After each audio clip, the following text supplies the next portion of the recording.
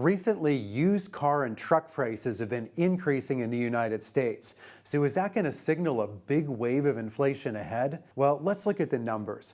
Back in June 2020, used car and truck prices began rising, and by the beginning of 2022, they were 60% higher. And that seemed to presage this tremendous wave of inflation that took inflation from 2% all the way up to nearly 7% at the core level. Now, the good news here is that while used car and truck prices have been rising, this time they're only up 6% over the last few months. So that's about 1/10 of the rise that they experienced at the end of the pandemic. So the answer is we might see a little bit more inflation, but they're not signaling a tremendous rise.